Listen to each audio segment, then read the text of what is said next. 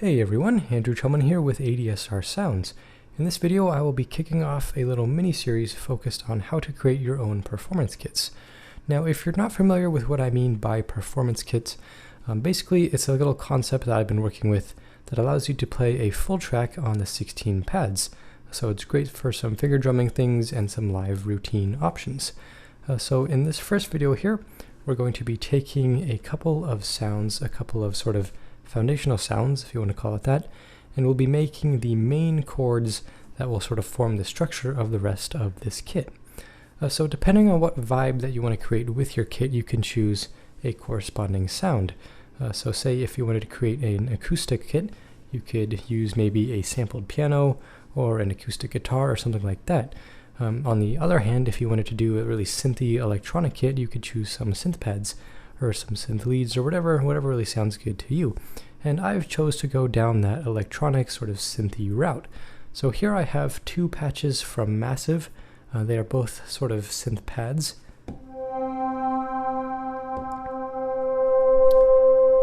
And I will be using these two sounds to create the main chords that I will later sort of render down into individual samples and put into my performance kit. So we have our sounds chosen. That's obviously the first place to start. You don't have to do two. You can just choose one. But I'm doing two to sort of get a nice little layering and add some nice nuanced complexity if you want to really get into it. But anyways, choose your sounds, and once you have your sounds chosen, we'll go ahead and figure out how to play some chords, and then get those recorded into the Maschine software, and we'll go ahead and work with those a little bit later on. So here I'm going to start by playing chords on this main synth pad sound. And you can do this any way that you really feel comfortable. If you have a MIDI keyboard, you can play chords on there, or you can use the Maschine hardware and use these nice new chord sets or chord modes from the pads. So entering into keyboard mode here, just as you're familiar with hopefully, we can go ahead and take a look at the chord options. If you turn this over to Harmonizer, you can choose any of these corresponding types.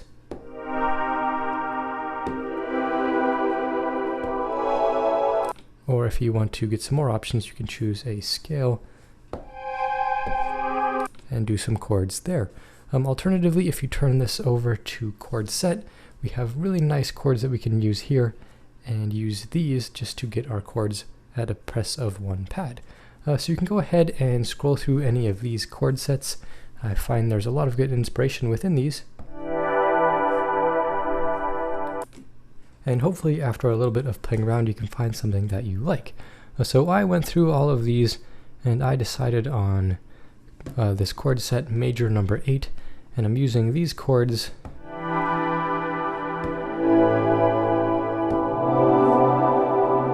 on those 3 different pads. So the nice thing is you don't have to use all of these pads, you can just choose the ones that sound good to you.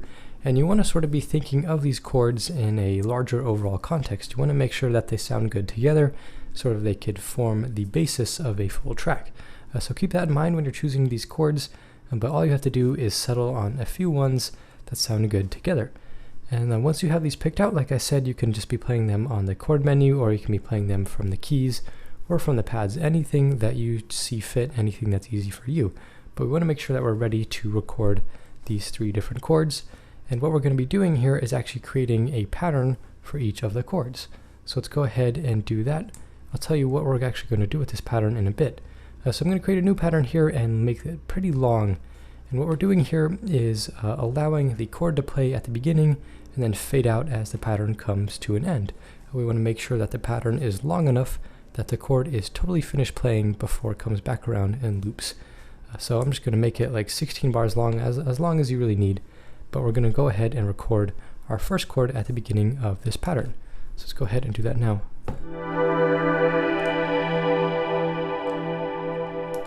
So it's as simple as just playing it on the first beat.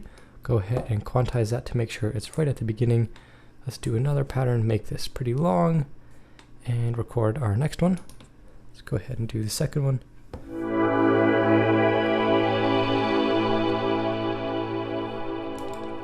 Quantize that, and then finally our last chord on the third pattern.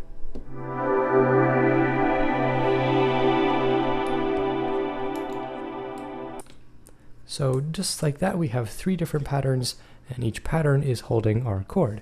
And this is especially helpful if you want to layer additional sounds on top of these primary chords.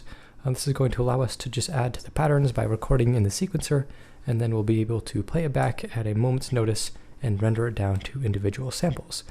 So I have those 3 chords already good to go, and I'm going to move on to my next sound here. So here I'm not going to play the full chords, I'm just going to be playing some single notes. So I will take it off of the chord menu and go back to the chromatic scale. So now we can go ahead and play the patterns and find some sounds that sound good layered on top.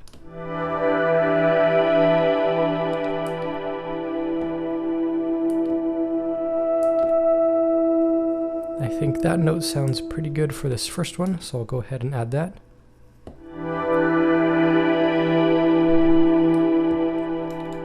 And let's go to the second one. I practiced this beforehand, so you might have to do a little bit of fiddling around until you find something that actually suits your tastes. But for me, I already chose these notes beforehand, so I'm able to just play them back. Let's go ahead and add this note.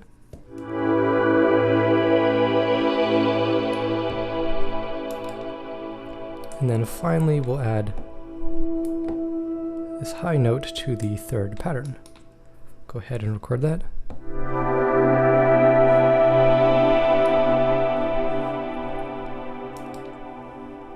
So just like that, we have those 3 patterns, and each pattern holding the layered sounds that we have recorded.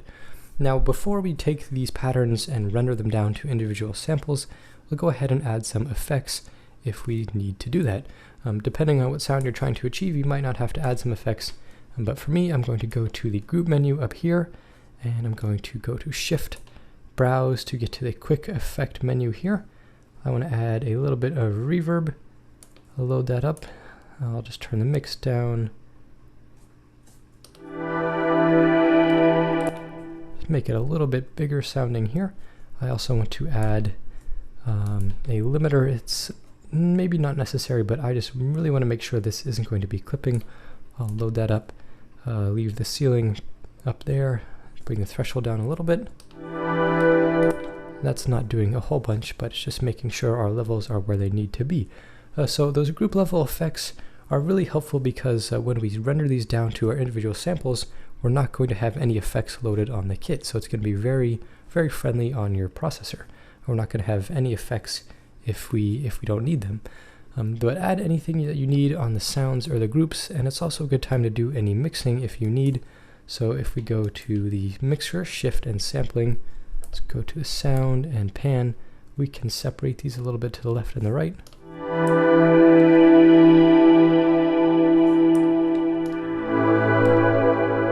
There we go, just some subtle adjustments that are going to make this sound a little bit more interesting. So we have those 3 different patterns, we have the effects on top of our chords, and any mixing, everything is done before we render it down to those audio samples. It's important to make sure we make all these changes right now while the sounds are editable, because when we record those down to the individual samples, it's going to be much harder to make any of these changes. But once you have everything set as you see it fit, we can go ahead and create a new pattern, a new group, sorry, and we will record what we just layered and mixed on the other group.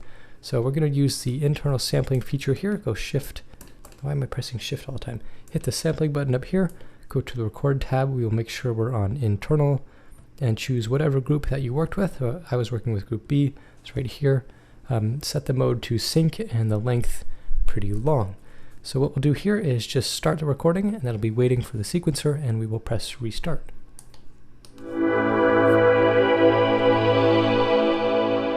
Now you want to keep this recording until the sound fades out. Here we don't want to cut anything off.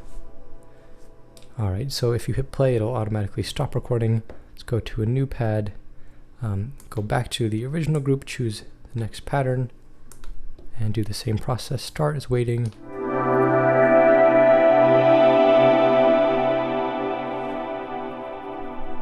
Alright, that is sounding pretty good.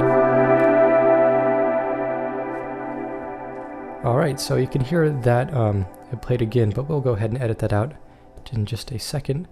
Let's go back to the last pattern here, start recording,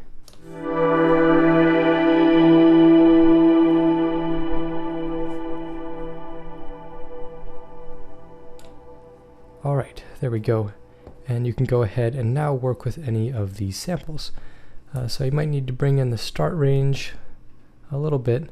On this one I don't want the end, so I'll just bring that in and then bring this in. So now it sounds like this. You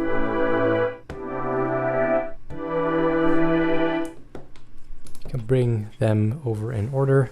It's really easy to move samples around in Maschine. So if you didn't record these in order, you can duplicate them as you see, and then shift and erase will delete any of those copies. Now as a final change here, we can go ahead and select all of these, put the polyphony down to 1. This is going to ensure that they only play one at a time and they won't overlap themselves. And then we can also change the pad mode, the choke group up here in the pad mode menu. Let's put all these in group number 1. And then we'll change the amplitude envelope over to 1 shot. So now we can play them with one press of the pad and we don't have to hold them down. Now you don't have to change them to 1 shot, it's just something that I find easier to do because I don't have to keep my finger on the pad as I play them.